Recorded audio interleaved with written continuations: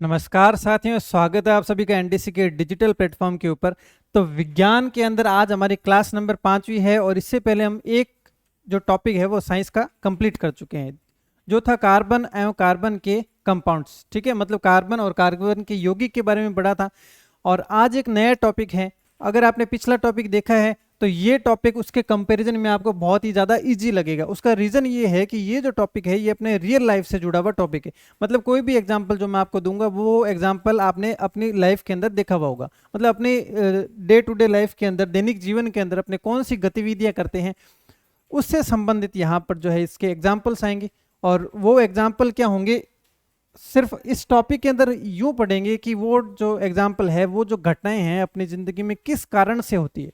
मतलब जैसे जनरली आप देखिए कि हम जब कंबल झटकाते हैं तो उसके अंदर से क्या निकलती है, मिट्टी निकलती है। तो मिट्टी झटकाने पर ही क्यों निकलती है उसके बारे में रीज़न पढ़ेंगे।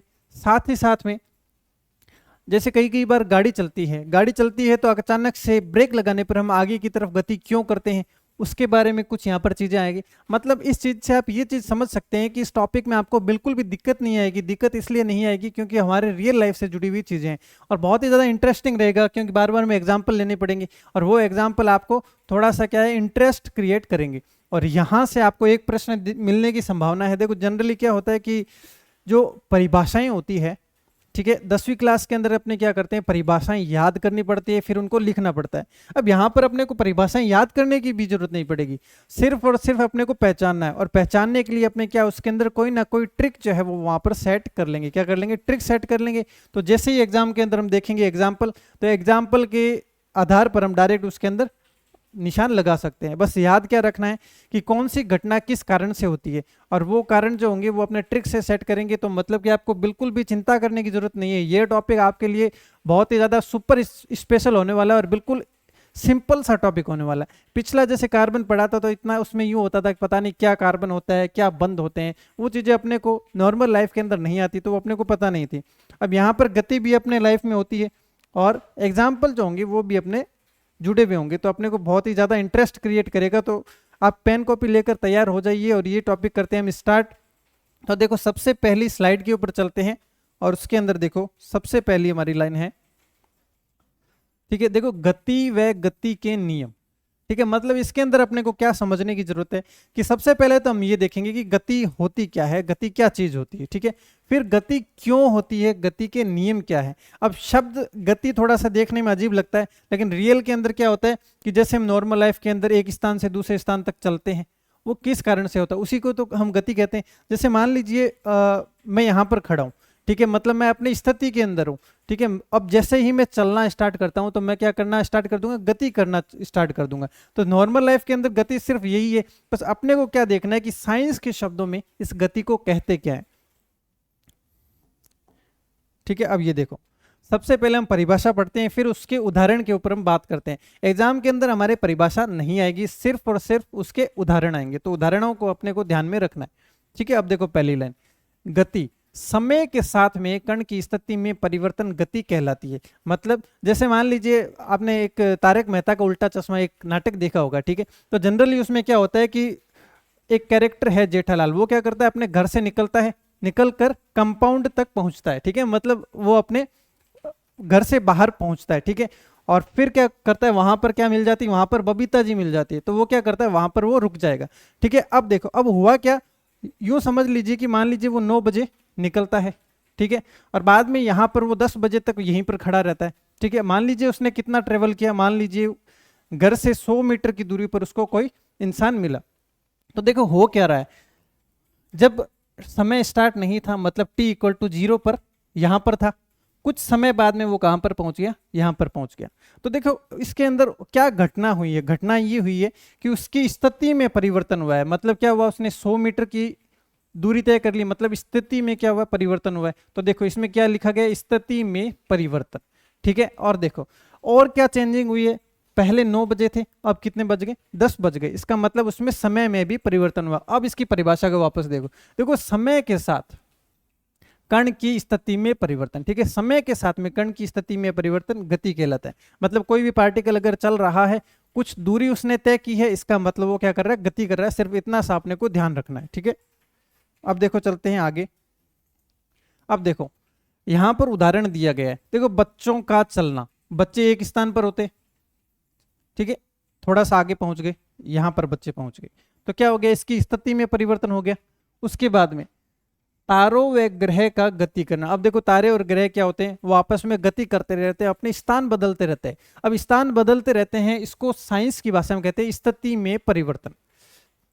क्या करते हैं, वो अपनी स्थिति में परिवर्तन करते हैं। जैसे मान लो प्लैनेट्स होते हैं, ठीक है, जैसे मान लो ये मून है, ठीक है, चंद्रमा है, ठीक है, अब ये चक्कर पृथ्वी का लगा रहा है, इसका मतलब ये क्या कर रहा है, गति कर रहा है। अब जैसे पृथ्वी है, वो भी क्या कर रही है, अपने स्थान पर गति कर रही है, तो वो भी क्या है, एक प्रकार का गति का उदाहरण है, ठीक है। अब देखो सूर्य का उदय होना और सूर्य का अस्त होना, ठीक है, जैसे मान लो सूर्य उदय होता है, इसका मतलब भी वो अपनी स्थिति में परिवर्तन कर रहा है, समय के साथ में स्थिति में परिवर्तन कर रहा है, इसका मतलब वो भी क्या हो जाएगा, अपनी एक प्रकार की गति हो जाएगी। तो गति का कंक्लूजन ये है कि उसकी स्थिति में परिवर्तन विद रिस्पेक्ट टू टाइम, मतलब समय के साथ में उनकी स्थिति में जो परिवर्तन होता है उसी को हम क्या कहते हैं, गति कहते हैं, ठीक है।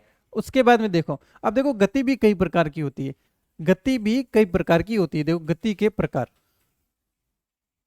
अब देखो कैसे हो सकता है, मान लो कोई इंसान सीधा सीधा भी चल सकता है, कोई इंसान गोल घेरे में, जैसे मान लो कोई पार्क है, ठीक है, पार्क है और उसके बाहर बाउंड्री बनी हुई है, गोल बाउंड्री बनी हुई है, तो वो क्या करेगा, उस गोल बाउंड्री के अंदर चक्कर लगाएगा, तो वो कैसी गति हो जाएगी, वो भी एक प्रकार की गति हो जाएगी। अब देखो एक जैसे आपने बचपन के अंदर वो चक्री देखी होगी, जिसको अपने क्या करते थे, एक घुमाते थे, तो वो क्या होती है, अपने अक्ष पर घूमती रहती थी, अपने अक्ष पर गति करती रहती थी, वो भी एक प्रकार का जो हो जाएगी, गति का प्रकार हो जाएगा, ठीक है, कुछ इस टाइप का वो होता था। और एक जैसे हम धागा होता है, धागे को खींच के छोड़ते हैं तो उसमें भी गति होती है, तो ये अलग अलग प्रकार की गतियां हैं। अब पेपर के अंदर प्रश्न क्या आता है, पेपर के अंदर जैसे मान लीजिए पूछ लेते हैं कि धागे में किस प्रकार की गति होती है, मतलब इस टाइप का प्रश्न आपको पेपर में देखने को मिलेगा। इसका जवाब मैं दूंगा जब ये मैं आपको समझा दूंगा उसके बाद में, ठीक है। अब देखो ये जो अपना विज्ञान का ये जो पार्ट है ना, ये अपना बहुत सबसे ज्यादा इजी पार्ट अपना यही पार्ट पड़ेगा, क्योंकि अपने उसको डे टू डे लाइफ से अपने जोड़कर उसका जो आंसर है वहां यहाँ पर निकाल सकते हैं। देखो अब देखो सबसे पहले हम देखते हैं सरल रेखीय गति। मान लो कोई इंसान गति कर रहा है, मान लो चल रहा है, वो क्या हो जाएगी, वो सरल रेखीय गति हो जाएगी। कार चल रही है, वो भी क्या हो जाएगी, सरल रेखीय गति हो जाएगी, ठीक है। मान लो कोई फिसलन पट्टी के ऊपर बच्चे खेल रहे हैं, तो ये भी अपने क्या हो जाएगी, सरल रेखीय गति हो जाएगी, ठीक है। सरल रेखीय गति का मतलब या तो वो सीधा गति करे या टेढ़ा मेढ़ा गति करे, ठीक है, तो वो क्या हो जाएगी, अपनी सरल रेखीय गति हो जाएगी, ठीक है। अब देखो सेकंड नंबर पर क्या आता है अपना, वृत्तीय गति। अब देखो नाम से ही अपना स्पष्ट है, देखो पहले नंबर पर सरल रेखीय मतलब रेखा के अंदर गति करेगा, शब्द को देखकर ही अपने आंसर निकाल देंगे कि सरल रेखीय गति मतलब एक रेखा के अंदर गति करेगा। अब देखो वृत्तीय गति, वृत्तीय गति के अंदर शब्द आ रहा है व्रत, तो व्रत का मतलब क्या होता है, गोल, मतलब ये देखो ये हमेशा क्या करेगा, 360 डिग्री के अंदर कैसे गति करेगा, 360 डिग्री के अंदर हमेशा ही क्या करेगा, गति करेगा।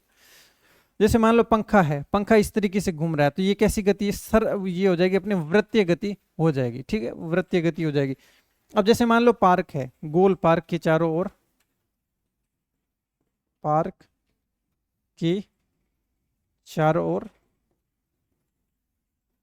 गति, ठीक है, ये किस प्रकार का जो है अपनी गति है, गोल पार्क के चारों ओर कर रहे हैं, इसका मतलब वृत्तीय गति। भाई देखो गोल पार्क में जो गति हो रही है वृत्तीय गति है, कैसे पहचानेंगे भाई, जो गति हो रही है क्या वो किसी बिंदु से बंधा हुआ है, क्या नहीं बंधा हुआ, ठीक है, वो सिर्फ और सिर्फ पाथ से मतलब कि मार्ग से बंधा हुआ है, तो मार्ग कैसा है, गोल है, तो इसको कैसी गति करनी पड़ेगी, इसको वृत्तीय गति करनी पड़ेगी। उसके बाद में देखो घूर्णन गति, अब यहां से थोड़ा सा ट्विस्ट आना स्टार्ट होगा, क्योंकि वृत्तीय गति और घूर्णन गति में अपने को यहां पर होगा कंफ्यूजन, और वो कंफ्यूजन मैं आपका बिल्कुल दूर कर दूंगा, ठीक है। अब सबसे पहले हम देखते हैं कि अपनी घूर्णन गति क्या होती है। अब देखो घूर्णन गति, देखो घूर्णन गति की सबसे बड़ी विशेषता ये है कि ये एक बिंदु से जुड़ा हुआ होगा, किससे जुड़ा हुआ होगा, एक बिंदु से। जैसे मान लो कि ये जो अपनी चक्री थी ये कहां पर, एक फिक्स बिंदु के ऊपर, ये अपने अक्ष पर घूर्णन कर रही है, कैसे, अपने अक्ष पर ही खुद का ही चक्कर लगा रही है, अपने अक्ष पर घूर्णन कर रही है। जैसे पृथ्वी है, पृथ्वी क्या करती है, वो घूमती, किसी का चक्कर भी लगाती है और अपने अक्ष के ऊपर भी घूमती है। तो अपने अक्ष के ऊपर जो पृथ्वी घूम रही है वो तो अपना हो जाएगा घूर्णन, ठीक है। और जो किसी का चक्कर लगा रही है वो क्या हो जाती है, वृत्तीय गति, ठीक है। अब यूं समझ लो कि किसी और का ध्यान रखना, वो अपनी वृत्तीय गति हो जाएगी, ठीक है। मान लीजिए जनरली अपने क्या करते हैं, किसी मान लीजिए किसी रास्ते के ऊपर हम चक्कर लगाते हैं और गोल गोल गोल गोल घेरे के अंदर चक्कर लगाते हैं, तो हम क्या करते हैं, वृत्तीय गति करते हैं। मतलब अभी हम क्या कर रहे हैं, किसी और का ध्यान रख रहे हैं, किसी और का ध्यान रखते हैं तो अपनी हो जाती है वृत्तीय गति। और घूर्णन गति वो खुद के ऊपर, इतना खुद नाम एक शब्द जो है वो अपने को याद रखना है कि खुद का ही घूर्णन करती है, मतलब अपने अक्ष के ऊपर घूमती रहती है, तो वो घूर्णन गति हो जाती है। अब देखो घूर्णन गति के कुछ उदाहरण क्या हो सकते हैं।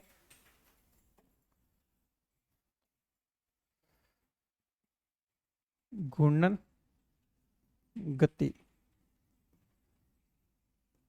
चक्री का घूमना, ठीक है। सेकंड हो जाएगा पृथ्वी का, पृथ्वी या फिर कोई भी ग्रह, ग्रहों का अपने अक्ष पर घूर्णन, ठीक है। अब इसको और ज्यादा सरल भाषा के अंदर मैं वृत्तीय गति और घूर्णन गति को अगर मैं समझाऊं, तो जैसे हम मंदिर के अंदर जाते हैं, मंदिर के अंदर हम भगवान की क्या करते हैं, परिक्रमा करते हैं। तो परिक्रमा करते हैं तो वो गोल गोल एक निश्चित पाथ के ऊपर क्या करते हैं, गोल गोल जो गति करते हैं वो तो हो जाती है वृत्तीय गति। अब जैसे कई कई बार हमें चक्कर आते हैं तो हमें क्या लगता है कि हम खुद ही घूम रहे हैं, हम अपने अक्ष पर खुद ही घूम रहे हैं, तो वो क्या हो जाता है, अपना घूर्णन गति हो जाता है। घूर्णन गति में सिर्फ अपने अक्ष के ऊपर गति करता है, वृत्तीय गति के अंदर जो है वो किसी और के चक्कर लगाते हैं, ठीक है। उसके बाद में देखो कंपन गति।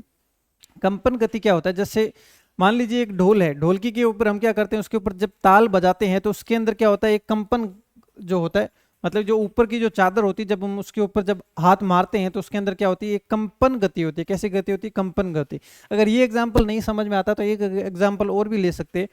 जैसे मान लीजिए एक धागा होता है, ठीक है, दोनों साइड से पकड़ा हुआ है, जब उसको बीच से पकड़ के छोड़ते हैं तो उसके अंदर कंपन गति होती है। एक और एग्जाम्पल ले लेते, मान लीजिए कोई रबड़ है। अब ये रबड़ कौन सा है, ये रबड़ जो बालों में लगाने वाला रबड़ है वो रबड़ है। तो उसको जैसे ही हम खींच के छोड़ते हैं तो वो कई देर तक क्या करता है, कंपन गति करता है। कैसी गति करता है, कंपन गति करता है। अब जैसे मान लीजिए कोई स्टील की कोई चीज है, स्टील की, ठीक है, उसके ऊपर हम एक बार जैसे मान लीजिए उसको बजाते हैं तो वो कई देर तक साउंड करता है, कई देर तक वो वाइब्रेशंस करता है, आवाज करता है। तो वो किस कारण से हो रहा है, वो कंपन गति के कारण से हो रहा है।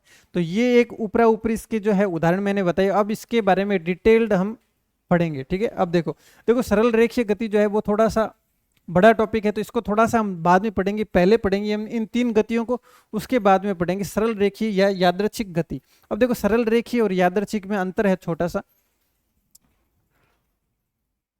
ठीक है।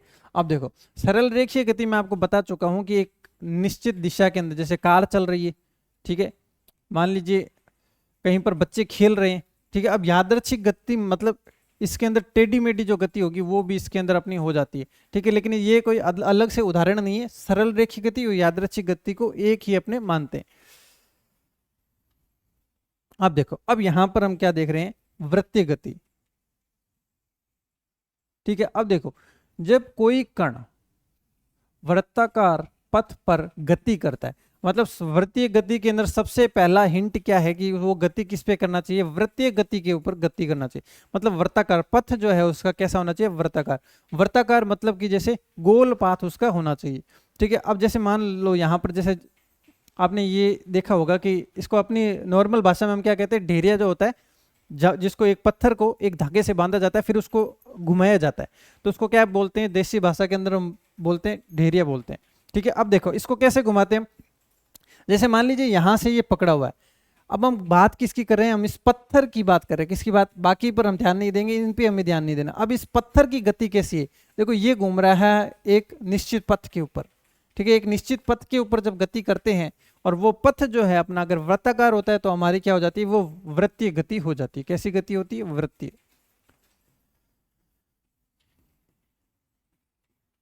ठीक है। अब देखो जब कोई कण वृत्ताकार पथ पर गति करता है वह उस पथ का स्पर्श रेखीय कोण हर जगह बदलता रहता है। अब देखो ये क्या है, स्पर्श रेखीय कोण क्या है, सबसे पहले हम इसको समझते हैं।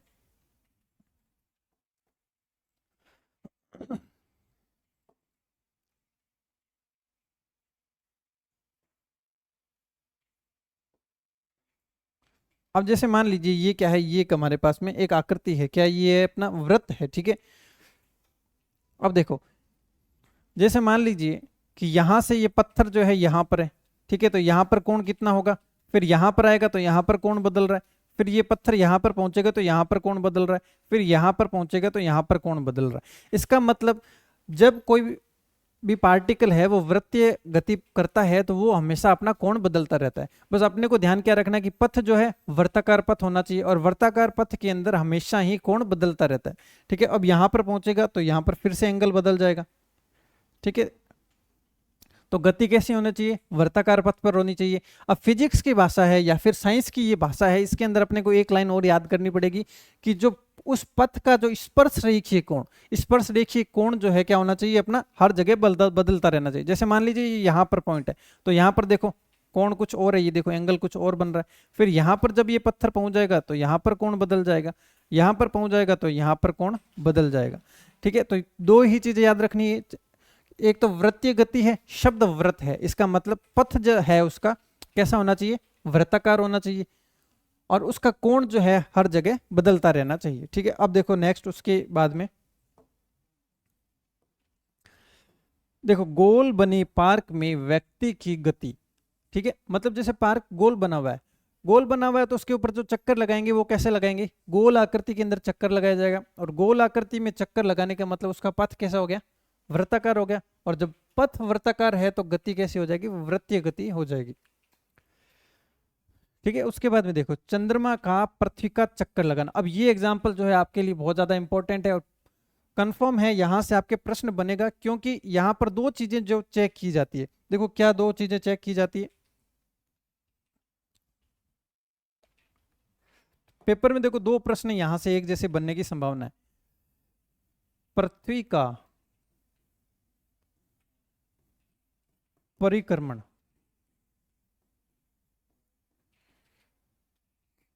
कैसा, कैसी गति है, ठीक है। और एक प्रश्न बनेगा पृथ्वी का अपने अक्ष पर घूमना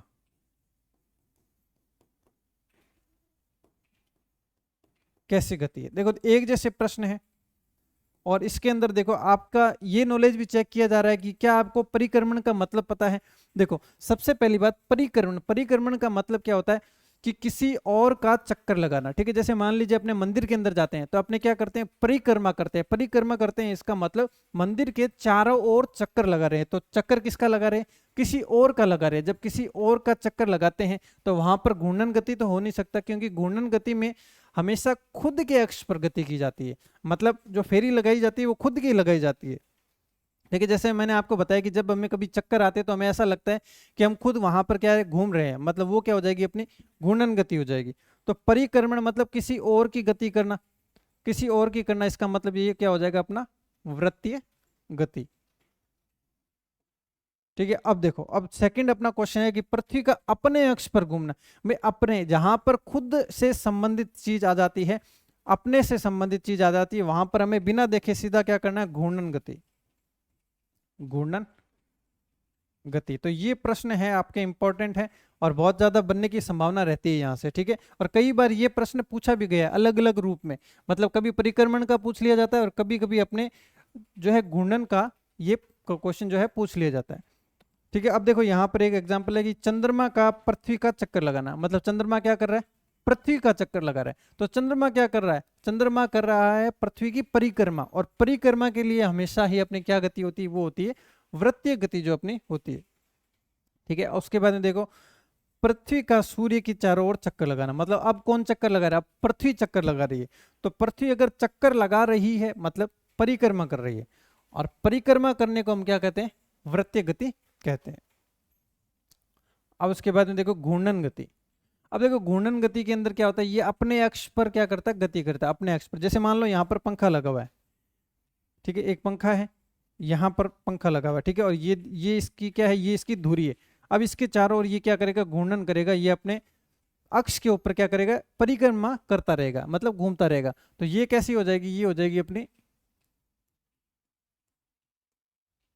घूर्णन। ठीक है, ये देखो अपना हो जाएगा घूर्णन गति। अब देखो, जब कोई कण अपने अक्ष पर घूमता है तो उसे घूर्णन गति कहते हैं। जैसे एग्जांपल क्या दिया है, देखो चक्री का अपने अक्ष पर घूमना। जैसे हम बचपन में जब थे तो अपने क्या करते थे, एक चक्री होती थी, उसको जब हम घुमाते थे तो वो क्या करती थी, अपने अक्ष पर घूर्णन करती थी, अपनी जगह पर ही वो क्या करती थी, घूमती रहती थी। ठीक है, या फिर एक लट्टू आता था, उसको क्या करते थे, जब हम घुमाते थे तो वो क्या अपने अक्ष पर ही परिक्रमा करता था, तो उसको क्या कहते हैं, घूर्णन गति। ठीक है, घूर्णन गति। अब देखो नेक्स्ट क्या है अपना, कंपन गति। ठीक है, अब देखो कंपन, देखो जनरली कहाँ पर होता है, हमने धागे के अंदर देखा है, या कई बार हम क्या बजाते हैं, ढोल बजाते हैं, तो उसकी जो पन्नियां होती है साइड वाली, उसके अंदर क्या होता है, कंपन होता है। ठीक है, वो अपना कंपन गति का उदाहरण है। देखो अब क्या है, यहाँ पर धागे का अपनी स्थिति से विस्थापित होना। अब देखो साइंस की भाषा में अपने को अगर इसको समझते हैं, जब हमें पेपर में देखने को मिलेगा तो हमें थोड़ा सा साइंस की भाषा में देखने को मिलेगा। तो अब शब्द अपने को ध्यान में रखना, विस्थापन होना, मतलब कि अपनी स्थिति को बदलना। विस्थापन का मतलब क्या होता है, मान लीजिए यहाँ पर था, जैसे ही हमने धागे को नीचे किया, मतलब वो अपनी स्थिति से विस्थापित हो गया, मतलब वो अपनी स्थिति को उसने बदल लिया। और स्थिति को बदलने के बाद में उसको जब हम छोड़ते हैं तो वो क्या करता है, कंपन करता है, उसी को हम क्या कहते हैं, कंपन गति कहते हैं। जैसे देखो, ढोल की पन्नी में कंपन से पन्नी का गति करना, ढोल की पन्नी में कंपन से गति करना। और यहाँ पर देखो, एक यहाँ पर एग्जाम्पल भी दिया गया है कि इसको पहले क्या किया, इसको यहाँ पर दबाकर छोड़ दिया, छोड़ने के बाद में ये क्या करेगा, कुछ देर तक ये कंपन करता रहेगा, तो ये है कंपन गति का उदाहरण। अब देखो, अब क्वेश्चन देखो यहाँ पर,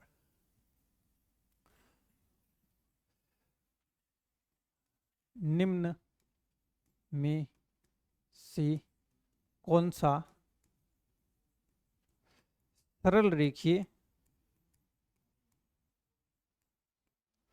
गति का उदाहरण है। ठीक है, सबसे पहले बच्चों का खेलना, सेकंड नंबर है ग्रहों का गति करना, तीसरे नंबर है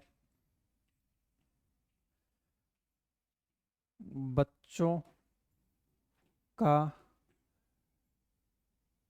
बच्चों द्वारा गोल पार्क में दौड़ना, और चौथा है नन ऑफ दीज। अब देखो इसके अंदर क्या है, इसमें अपने को बताना है कि सरल रेखीय गति कौन सी है। सबसे पहले देखो, बच्चों का खेलना, मान लीजिए बच्चे खेल रहे हैं, ठीक है। अब देखो थर्ड स्टेटमेंट क्या था, बच्चों द्वारा गोल पार्क में दौड़ना। देखो गोल पार्क में दौड़ रहे हैं, इसका मतलब ये क्या हो जाएगा, ये तो जो गति हो जाएगी ये अपनी सरल रेखीय गति यहाँ पर अपनी नहीं होगी। क्या नहीं होगी, सरल रेखीय गति अपनी यहाँ पर नहीं होगी। तो कैसी गति हो जाएगी, ये हो जाएगी अपनी वृत्तीय गति, वृत्तीय गति।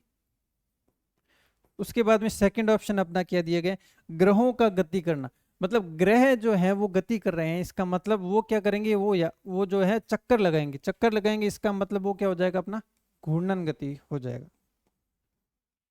ठीक है, अगर खुद का चक्कर लगा रहे हैं तो घूर्णन गति हो जाएगा, और किसी और का चक्कर लगा रहे हैं तो वो क्या हो जाएगा, अपना वृत्तीय गति हो जाएगा। लेकिन अपने को क्या देखना, अपने को देखना सरल रेखीय गति, तो सरल रेखीय गति वो कंफर्म नहीं होगा, मतलब ये ऑप्शन भी 3 और सेकंड, ये ऑप्शन अपने नहीं होंगे। उसके बाद में देखो फर्स्ट ऑप्शन क्या है, बच्चों का खेलना। अब बच्चों का खेलने का मतलब अगर अपने को नहीं दिया गया है कि किसी गोल घेरे के अंदर खेल रहे हैं या किस तरीके से खेल रहे हैं, तो अपने उसको क्या मानेंगे, सरल रेखीय गति मानेंगे। तो बच्चों का खेलना जो हो जाएगा वो अपना सरल रेखीय गति का उदाहरण हो जाएगा। अब देखो एक और बनता है, जैसे मान लीजिए कि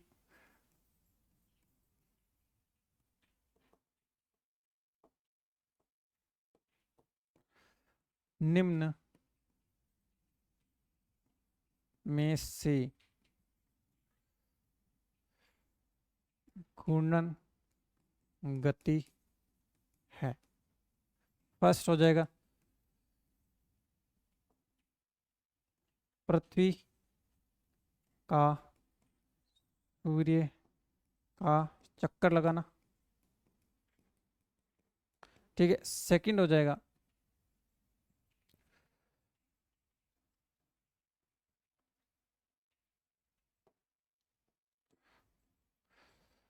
चंद्रमा का पृथ्वी के चारों ओर चक्कर। ठीक है, थर्ड हो जाएगा पृथ्वी का अपने अक्ष पर घूमना। ठीक है, अब जैसे मान लीजिए तीन जो है अपने स्टेटमेंट यहाँ पर बनते हैं। ठीक है, देखो क्या है, घूर्णन गति बताना है। सबसे पहला स्टेटमेंट क्या है, पृथ्वी का सूर्य का चक्कर। पृथ्वी जब सूर्य के चक्कर लगा रही है, मतलब किसी और का चक्कर लगाना, किसी और का चक्कर लगाना जो होता है अपना वृत्तीय गति होता है। ठीक है, वृत्तीय गति होता है, तो फर्स्ट ऑप्शन अपना नहीं हो सकता। सेकंड देखो, चंद्रमा पृथ्वी के चारों ओर चक्कर। अब चंद्रमा चक्कर लगा रहा है पृथ्वी के, इसका मतलब ये भी अपना क्या हो जाएगा, वृत्तीय गति हो जाएगा। उसके बाद में देखो पृथ्वी का अपने अक्ष पर घूमना, तो अपने अक्ष पर मैंने क्या कहा, जब अपने या खुद से संबंधित शब्द आता है वो अपना हमेशा ही क्या होता है, घूर्णन गति होता है। तो थर्ड ऑप्शन अपना यहाँ पर बिल्कुल सही हो जाएगा, थर्ड ऑप्शन। अब देखो उसके बाद में अपना एक रह गया था, ये रह गया था अपना सरल रेखीय गति। अब सरल रेखीय गति देखो क्या होता है, यहाँ पर देखो आपको एक चित्र दिखाया गया है। ठीक है, अब देखो ये क्या है, एक कार है। ये कार क्या कर रही है, अपनी जगह से ये क्या कर रही है, गति कर रही है। ठीक है, गति कर रही है, इसका मतलब ये एक पाथ के ऊपर चल रही है। तो इसी को हम क्या कहते हैं, सरल रेखीय गति कहते हैं।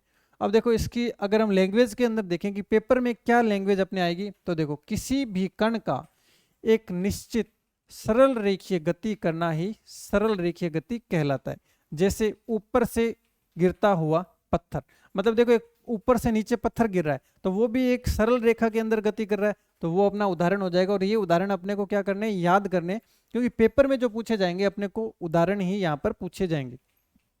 देखो ऊपर से गिरता हुआ पत्थर, सेकंड है फिसलन पट्टी पर फिसलता हुआ बालक, और थर्ड है पटरियों पर दौड़ती हुई रेलगाड़ी। ये सभी क्या कर रहे हैं, एक निश्चित पाथ के ऊपर एक निश्चित रेखीय गति कर रहे हैं, तो इसको हम क्या कह देंगे, सरल रेखीय गति कह देंगे। जैसा कि यहाँ पर अपने को एक चित्र के अंदर भी देखो ये दिखाई गई है कार, ये क्या कर रही है, एक निश्चित गति कर रही है, तो ये अपनी क्या हो जाएगी, सरल रेखीय गति हो जाएगी। ठीक है, अब उसके बाद में देखो,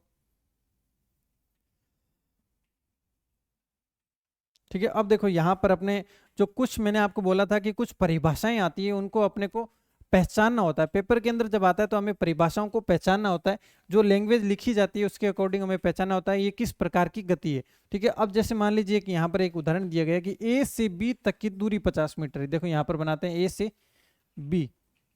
ठीक है, ये कितनी दूरी है, ये है अपने 50 मीटर। ए से बी तक 50 मीटर चलता है, फिर सी तक जाता है। ठीक है, ये देखो सी तक जाता है, और कितनी दूरी है, 80 मीटर, मतलब ये 30 मीटर अपनी और हो जाएगी। यदि सी से बी तक आया जाए, मतलब सी से, ये देखो सी से वापस बी तक आ गया अगर, तो कितनी दूरी चल गया। अब देखो पहले देखो 50 फिर 30, टोटल कितना चल गया, 80 चल गया। 80 से वापस बी पर आया, इसका मतलब फिर से कितना चल गया, ये 30 चल गया, तो कितना हो गया टोटल, अभी तक 110 मीटर वो चल चुका है। अब बी से वापस ए पर आ गया। ठीक है, ये बी से वापस ए पर आ गया, तो कितना और चल गया, 50 और चल गया, तो ये देखो इसमें 50 और जोड़ दें, तो टोटल कितना चल गया, 160। अब ये जो स्टोरी है मैंने आपको क्यों बताई है, अब वो आपको समझ में आएगा। देखो जनरली अपने क्या करते हैं, अपने मान लीजिए किसी स्थान से स्टार्ट होते हैं, शुरू होते हैं। ठीक है, तो ये जो दूरी हमने कवर की है, वापस उसी स्थान पर हम पहुंच गए, तो ये हमने क्या तय की है, ये हमने की है दूरी तय। तो इसको हम क्या कहते हैं, दूरी कहते हैं। मतलब कि प्रारंभिक बिंदु से लेकर अंतिम बिंदु के बीच की जो डिस्टेंस होती है उसी को हम क्या कहते हैं, दूरी कहते हैं। ये हम नॉर्मल वे में हम दूरी के बारे में जानते हैं, लेकिन इसी जगह जब हमारा साइंस का टॉपिक आता है तो उसके अंदर एक शब्द आता है विस्थापन। विस्थापन, ठीक है। अब देखो विस्थापन के अंदर क्या होता है कि जो प्रारंभिक स्थान है वह अंतिम स्थान के बीच की शॉर्टेस्ट, ठीक है, शॉर्टेस्ट डिस्टेंस। ठीक है, आप देखो इसको अगर मैं आपको एक चित्र के माध्यम से समझाऊं, देखो ये क्या है अपना, ये है अपना घर, ये है अपना स्कूल। ठीक है, अब देखो अपने पास में क्या है, दो रास्ते हैं। एक रास्ता जो अपने रोड बनी हुई है वहां से जाते हैं, देखो घर से निकले और इस रास्ते से हम क्या कर रहे हैं, ट्रेवल कर रहे हैं, और यहाँ तक स्कूल तक हम यहाँ पर पहुंच जाते हैं। तो ये जो दूरी तय की है, मतलब जो रियल लाइफ के अंदर जो हम काम करते हैं वो हमेशा किस पे करते हैं, वो डिस्टेंस पे करते हैं, मतलब कि दूरी के ऊपर करते हैं। ठीक है, दूरी के ऊपर। ठीक है, अब ये दूरी की परिभाषा हम जानते हैं, तो पेपर में हमसे ये दूरी नहीं पूछी जाएगी। पेपर में हमसे पूछा जाएगा कि विस्थापन क्या होता है, विस्थापन। ठीक है, अब देखो विस्थापन क्या होता है उसको हम समझते हैं। विस्थापन देखो, यहां से यहां तक की जो दूरी थी ये तो थी हमारी दूरी। अब यहां से इसके बीच में जो दूरी है ये अपना क्या है, विस्थापन। ये क्या है अपना विस्थापन। मतलब जो शॉर्टेस्ट डिस्टेंस होती है, मतलब कि जो सबसे पास वाला रास्ता जैसे हम चुनते हैं वो अपना क्या होता है, वो अपना होता है विस्थापन। जैसे मान लो ये कई कई बार आपने ये देखा होगा कि एक त्रिभुज बनता है, जैसे मान लो ये 3 मीटर है, ये 4 मीटर है और ये 5 मीटर है। ठीक है, अब आपका घर यहाँ पर है और यहाँ पर आपका विद्यालय है, स्कूल है। ठीक है, अब अपने को जाना है विद्यालय। ठीक है, तो अगर अपने यहां से यहां तक कितनी दूरी तय की, 7, तो ये तो अपनी क्या हो जाएगी, दूरी। ठीक है, लेकिन अपने को अगर विस्थापन ढूंढना है तो कहां पर, ये यहां से यहां तक जाएंगे, मतलब 5, तो ये अपना क्या हो जाएगा, विस्थापन। ठीक है, तो विस्थापन जो होता है वो शॉर्टेस्ट डिस्टेंस जो है वो अपना विस्थापन हो जाता है। ठीक है, जैसे स्कूल से यहां तक की दूरी थी, ये जो विस्थापन है ये अपना 5 है, और यहां से देखो ये है 3, ये है 4, ये है अपना 6, ये है अपना 4, ये है अपना 2। ठीक है, तो अगर खाली 5 मीटर जो है तय किया तो ये अपना विस्थापन हो जाएगा। अगर ये दूरी जो जोड़ी जाती है ये अपना क्या हो जाएगा, ये जो अपना हो जाएगा ये अपनी दूरी हो जाएगी। तो दूरी और विस्थापन में इतना सा ही अंतर है कि जो शॉर्टेस्ट डिस्टेंस है, मतलब कि सबसे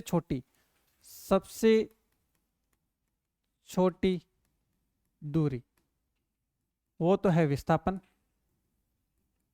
ठीक है, ये अपने को याद रखना है। ठीक है, अब देखो इसको थोड़ा सा हम परिभाषा देख लेते हैं।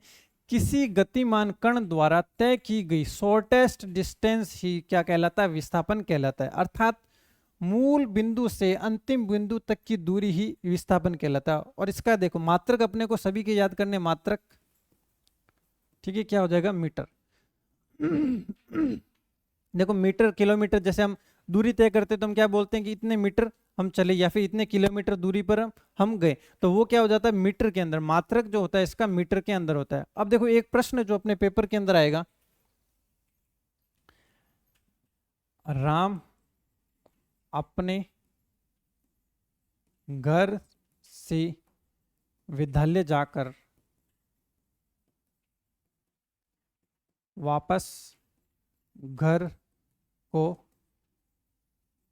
लौटता है, यदि घर व विद्यालय के बीच की दूरी 100 मीटर हो तो विस्थापन होगा।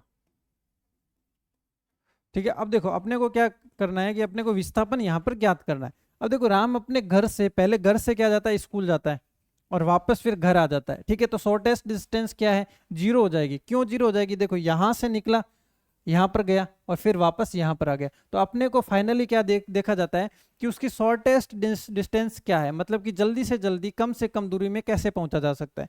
देखो पहले भी यहीं पर था और वापस लौट कर यहीं पर आ गया, तो इसका जो विस्थापन होगा वो तो हो जाएगा 0, विस्थापन हो जाएगा अपना 0। ठीक है, और देखो 100 मीटर जाना और 100 मीटर आना, और इसकी दूरी कितनी हो जाएगी, अपनी दूरी जो हो जाएगी वो हो जाएगी अपनी 100 प्लस 100, तो कितनी हो जाएगी, 200। तो ये अपना विस्थापन और दूरी के अंदर अपना अंतर है, और ये जो है पेपर में बहुत बार जो है पूछा जाता है। ठीक है, अब देखो उसके बाद में क्या आता है, सदिश राशियां और अदिश राशियां।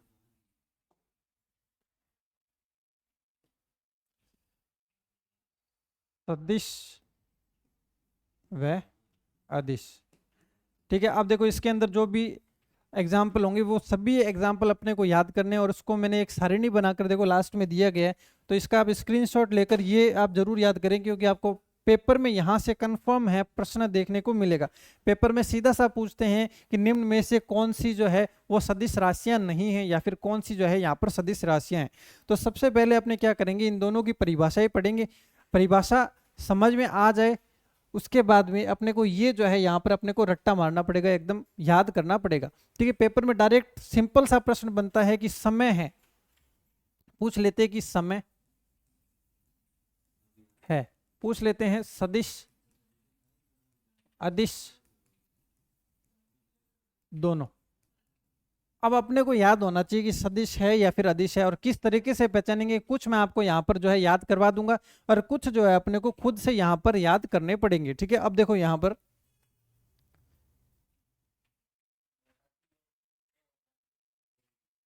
ठीक है, अब देखो अदिश राशियां, देखो वे राशियां जो केवल मान को ही व्यक्त करती है। भाई जैसे मान लो मैं 5 मीटर चला, ठीक है, और मेरी चाल जो है 5 मीटर प्रति सेकंड है। देखो ये क्या है, दूरी। ठीक है, ये है चाल। तो दूरी जो है 5 मीटर, क्या मुझे बताने की जरूरत पड़ रही है मैं किस दिशा में चल रहा हूँ?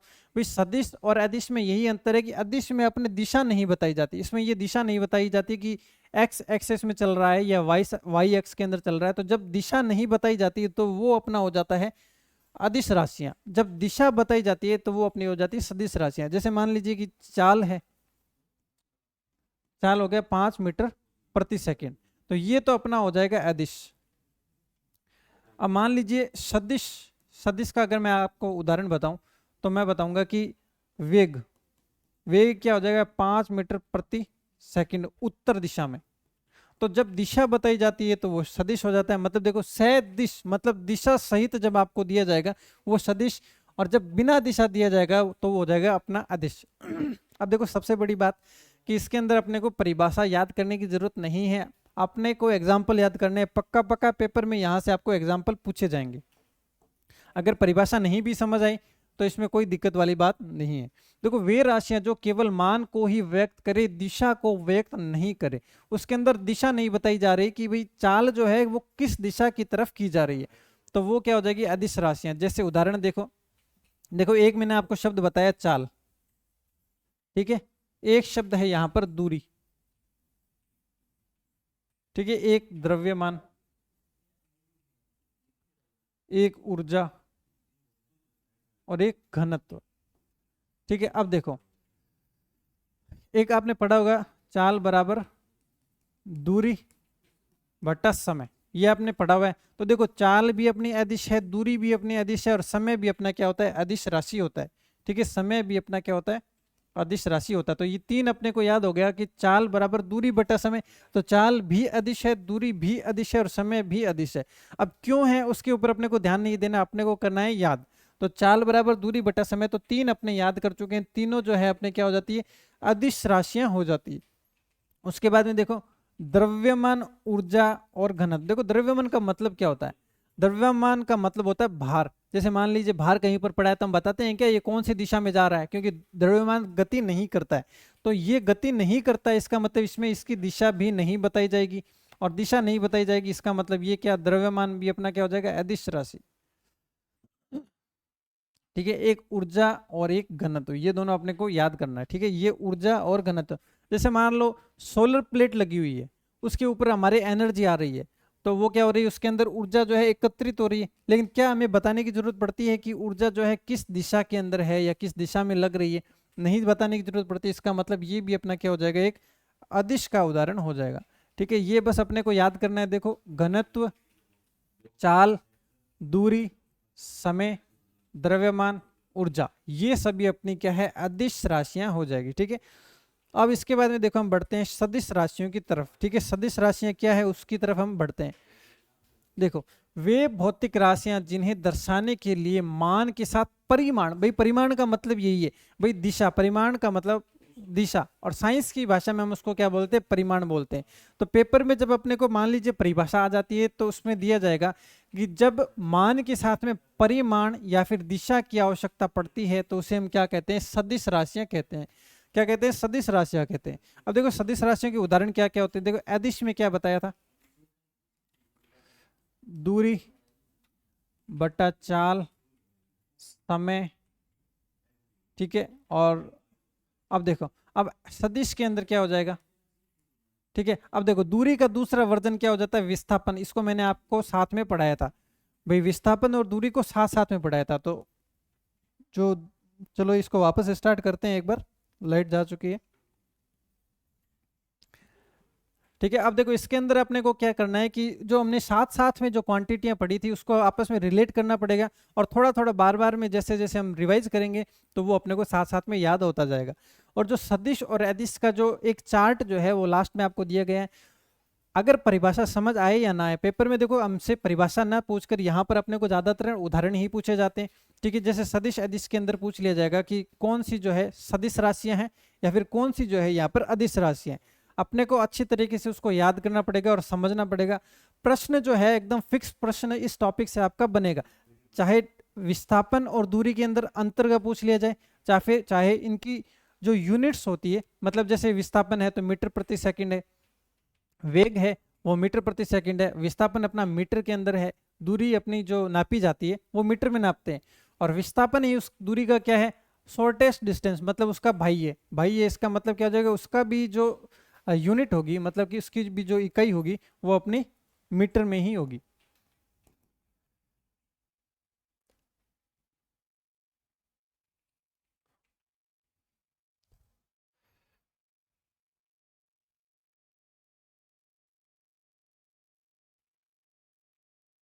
ठीक है। अब देखो चलो वापस स्टार्ट करते हैं।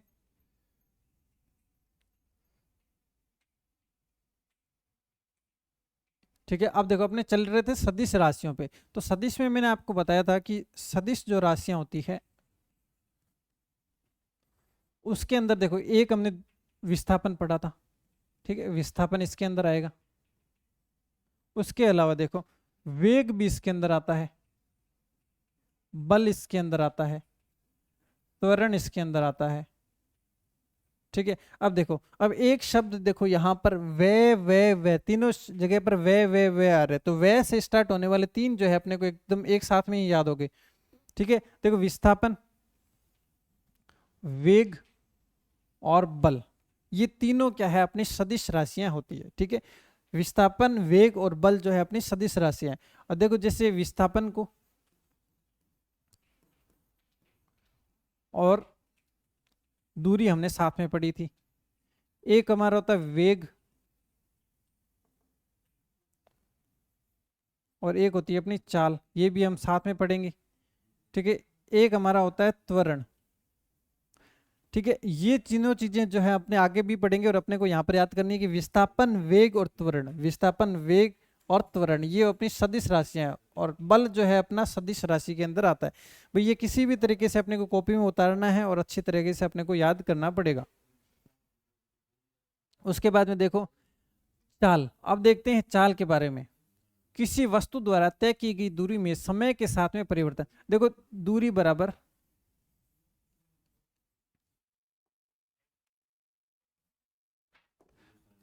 चाल बराबर दूरी बटा समय, ठीक है। अब देखो इसमें परिभाषा क्या दी गई, किसी वस्तु का द्वारा तय की गई दूरी, ठीक है, दूरी समय के साथ में परिवर्तन चाल कहते हैं। तो चाल का मतलब क्या हो गया, समय के साथ में स्थिति में परिवर्तन, ठीक है। देखो समय के साथ में दूरी, समय के साथ में तय की गई दूरी को हम क्या कहते हैं, चाल कहते हैं। और चाल का मात्रक अपने को देखो, चाल का और वेग का दोनों का मात्रक समान है, मीटर प्रति सेकंड, यहां पर भी क्या होगा, मीटर प्रति सेकंड।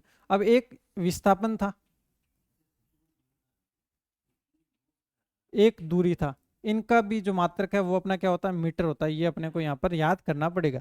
तो चाल के अंदर अपने को परिभाषा नहीं याद करनी, चाल में अपने को ये पता रखना है कि चाल जो होती है वो होती है अपनी अदिश राशि, और वेग जो होगा वो अपना सदिश राशि, सिर्फ अपने को इतना ही याद रखना है।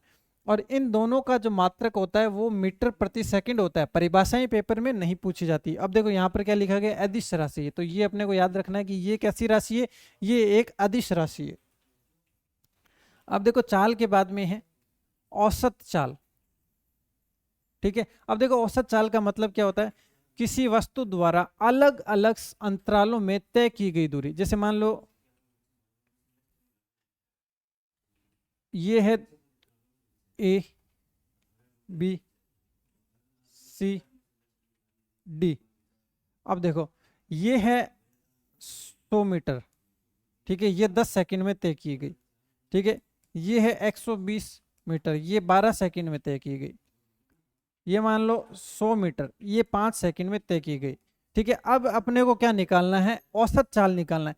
तो देखो इसकी चाल और इसकी चाल, इसकी चाल। अब देखो चाल कैसे निकालते हैं, देखो चाल बराबर दूरी बटा समय।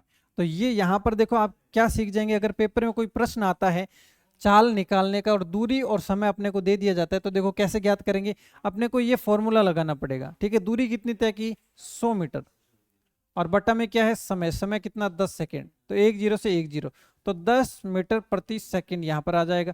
अब उसके बाद में देखो 120 बटा में 12, तो 12 एकम 12, 12 दाएं, तो 10 मीटर प्रति सेकेंड यहाँ पर हो जाएगा। और फिर इसी तरीके से 100 बटा 5, 100 क्यों लिया, दूरी बटा समय, दूरी कितना 100 मीटर, समय कितना 5 सेकेंड, तो ये कितना हो जाएगा 20, तो ये हो जाएगा 20 मीटर प्रति सेकंड। तो यहां तक हमने क्या सीखा, यहां तक हमने ये सीखा है कि चाल कैसे निकाली जाती है।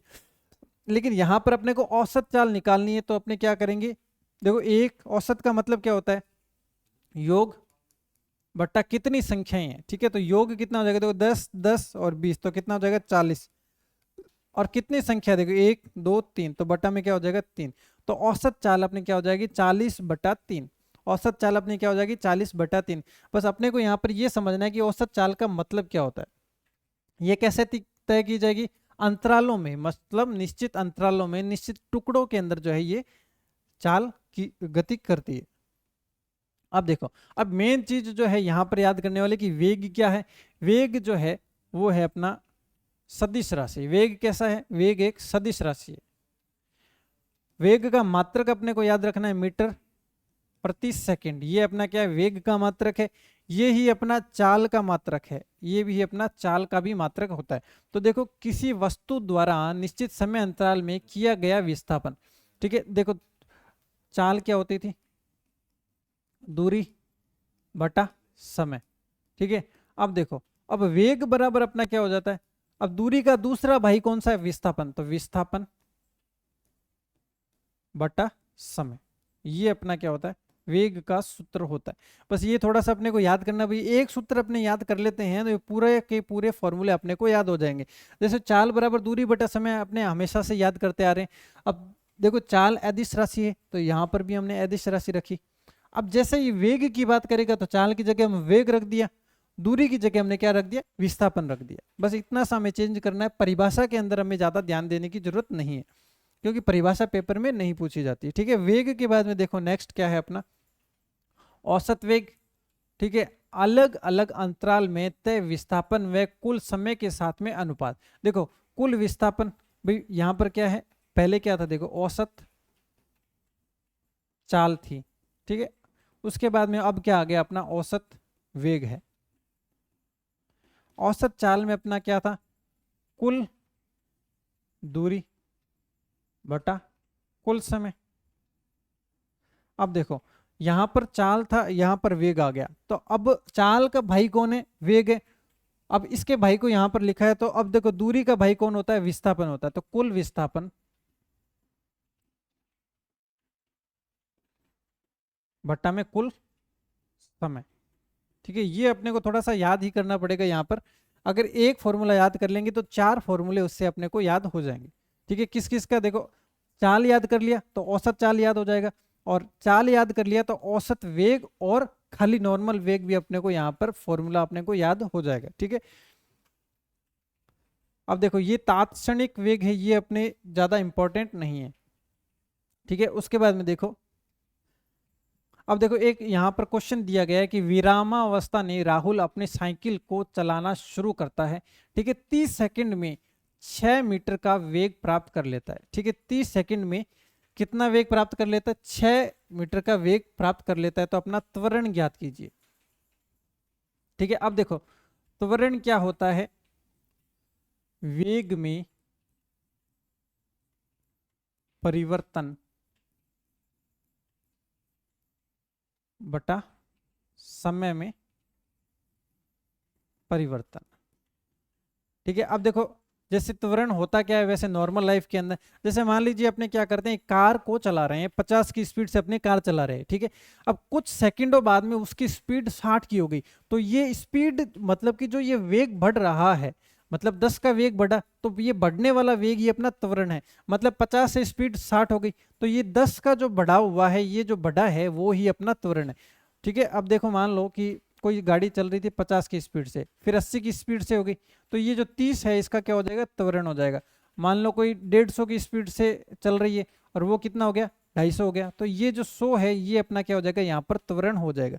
पर एक छोटा सा ट्विस्ट है भाई, 50 से 80 मान लो मैंने 1 घंटे में किया और 50 से 80 ही मैंने 10 सेकंड में किया, तो दोनों में त्वरण अलग अलग होगा। इसका मतलब त्वरण के साथ में हम किसका भाग लगाते हैं, समय का भाग लगाते हैं। तो देखो वेग में यहाँ पर कितना वेग में परिवर्तन हुआ, 30 वेग में परिवर्तन हुआ, बटा में क्या लिखेंगे, समय लिखेंगे।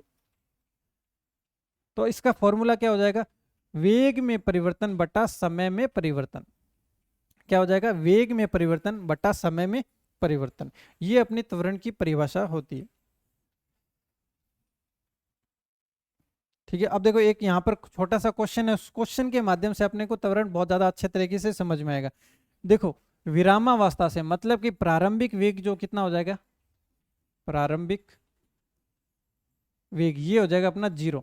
अब देखो लास्ट में कितना पहुंच गया, 6 मीटर प्रति सेकंड, 6 मीटर प्रति सेकंड की यहाँ पर क्या पहुंच गई, स्पीड पहुंच गई, और समय कितना लिया, 30 सेकंड लिया। तो देखो त्वरण का तो फॉर्मूला अपना सीधा सा होता है कि वेग में परिवर्तन बटा समय में परिवर्तन, ठीक है। तो वेग में कितना परिवर्तन, देखो 0 था, 0 से 6 पहुंच गया, इसका मतलब परिवर्तन कितना हुआ, 0 से 6, तो 6 का परिवर्तन अपना यहां पर हो जाएगा। तो देखो 6, ठीक है। उसके बाद में देखो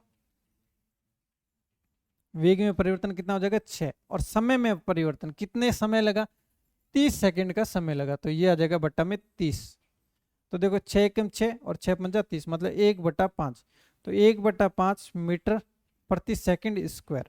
अब अपने देखो त्वरण के अंदर दो चीजें याद करनी है, एक तो त्वरण जो होता है वो अपना क्या होता है, सदिश राशि है, साथ ही साथ में त्वरण का मात्रक क्या है, तो मीटर प्रति सेकंड स्क्वायर, मीटर प्रति सेकंड। देखो प्रति का मतलब ये क्या हो जाएगा, ये बटा में आ जाएगा, मीटर, ये क्या है, इसका मात्रक है। और ये मात्रक, सदिश, अदिश, ये चीजें अपने को याद करनी पड़ेगी, ठीक है। अब उसके बाद में देखो, हाँ अब ये चीजें जो है अपने को यहाँ पर पूरे वीडियो का सार इस यहाँ पर जो एक पेज के अंदर जो है पूरे वीडियो का सार लिखा हुआ है। देखो यहाँ पर इसकी जो है मात्रक भी लिखे गए हैं, ठीक है। साथ ही साथ में कौन सा जो है सदिश, वेक्टर का मतलब होता है सदिश, ठीक है, और कौन सा अदिश, ये अपने को याद रखना है। और यहाँ पर भी जो दिए गए ये अदिश राशियां दी गई है। तो देखो यहाँ पर सबसे पहले हम देखते हैं वेक्टर कौन कौन सा है। देखो डिस्प्लेसमेंट मतलब क्या हो गया, विस्थापन, विस्थापन हमने पढ़ा था कि क्या होता है, ये एक सदिश राशि है। वेग, वेग भी अपने क्या है, एक सदिश राशि है। मैंने क्या बताया था, जो v से स्टार्ट होने वाले, व से स्टार्ट होने वाले, वो तीन चीजें मैंने बताई थी, विस्थापन, वेग, उसके बाद में ये देखो ये क्या आ गया, त्वरण। त्वरण भी अपना क्या है, एक सदिश राशि है, ठीक है। ये तीन हमने पहले बात कर ली कि ये क्या होते हैं, सदिश राशि होती है। उसके बाद में देखो बल की भी हमने बात की थी, बल जो है अपना क्या है, सदिश राशि है। अब देखो भार सदिश राशि है, और मोमेंट का मतलब क्या होता है, घूर्णन। देखो ये तीन चार शब्द जो है अपने इसी टॉपिक पे पढ़े। देखो वह से स्टार्ट होने, विस्थापन, वेग, ये दोनों तो हो जाएंगे अपने सदिश राशि। उसके बाद में त्वरण भी हमने पढ़ा था कि त्वरण जब हम गाड़ी चलाते हैं तो उसकी स्पीड में जो बढ़ोतरी होती है, स्पीड के अंदर जो बढ़ाव होता है उसको हम क्या कहते हैं, उसको ही हम त्वरण कहते हैं। ठीक है, तो ये त्वरण भी अपना क्या हो जाएगा, सदिश राशि हो जाएगा। उसके बाद में बल, भार और घूर्णन, ये तीन अपने को याद करने पड़ेंगे। बल, भार और घूर्णन जो होता है अपना, ये अपने होते हैं वेक्टर, मतलब कि सदिश राशियां। ठीक है, सदिश राशियां, इसको 2-3 बार जैसे हम पढ़ेंगे, थोड़ा बहुत लिखेंगे, नोट्स बनाएंगे, तो अपने को ये याद हो जाएगा। ठीक है, उसके बाद में देखो डिस्टेंस मतलब कि दूरी, दूरी हमने पढ़ा था। चाल हमने पढ़ा, समय, द्रव्यमान। ठीक है, ये क्या होते हैं, ये अपने जो होते हैं, ये होते हैं अपने अदिश राशियां। ठीक है, अदिश राशियां होती है। ठीक है, दूरी हमने पढ़ लिया, जो क्या है, विस्थापन का भाई है। ठीक है, अब देखो चाल है, चाल क्या है, वेग का भाई है, ये अपना क्या हो जाएगा, अदिश राशि हो जाएगी। समय, और इनको कैसे याद करवाया था, देखो दूरी बराबर, दूरी बटा समय बराबर चाल। तो ये तीनों तो हमने यहां से इसी फॉर्मूले से याद हो जाएंगे, तीनों ही क्या है, अदिश राशियां। ठीक है, उसके बाद में देखो द्रव्यमान, ताप, दाब, प्रेशर का मतलब क्या होता है, दाब, ये अपने को भी याद करने पड़ेंगे। ठीक है, गतिज ऊर्जा, गुरुत्व, कार्य। ठीक है, ये कुछ चीजें हैं वो अपने को यहाँ पर याद करनी पड़ेगी। इसका स्क्रीनशॉट ले लेना किसी भी तरीके से, बस आप इसको अच्छी तरीके से अगर याद करेंगे तो पेपर में आपको पक्का देखने को मिलेगा, क्योंकि इसके अंदर देखो सदिश, अदिश और साथ ही साथ में इसके मात्रक भी जो है अपने यहाँ पर दिए गए हैं। तो इसको मैं एक बार क्लियर कर देता हूँ और इसका स्क्रीनशॉट आप एक बार ले लीजिए।